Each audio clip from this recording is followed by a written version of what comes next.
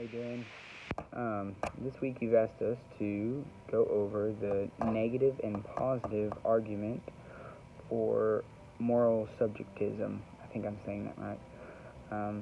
In my own words, the negative argument that you covered was how can equally intelligent individuals that both have the same information be able to argue that yes, there is intelligent life and no, there's not intelligent life. And still be correct in their opinion. And then the other argument, that's the positive argument, is having to say that a guy who tortures babies for pleasure is morally permissible, is the right thing to do, is correct.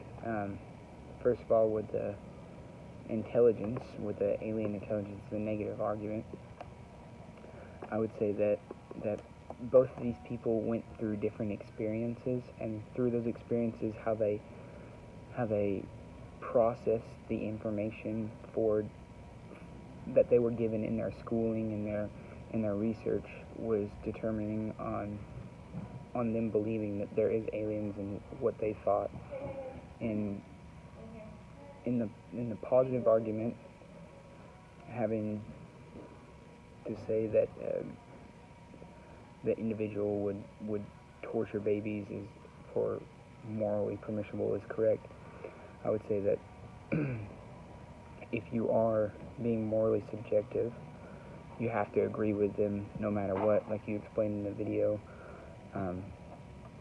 But it necessarily would depend on how their experiences were as well, that they were raised in possibly a culture where they thought that was correct, and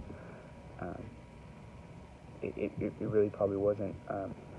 For the next thing on the list, I would say that my definition in my own words of moral subjectivism would be, I wrote it down, is having to agree no matter what the circumstance is. That's kind of the summary that I got from there. So with the guy that likes to torture babies, I would say that even if you believe that in the moral subjectivism, if you believed in that, you would have to agree with him even if you didn't believe in that, because you couldn't be biased if that's how you truly were. The next one is last argue whether those arguments successfully show subjectivism to be irredeemable, flawed, or whether subjectivism might still be logically defensible. So going back to the culture, if the whole culture believes that it's okay, that doesn't make it morally okay.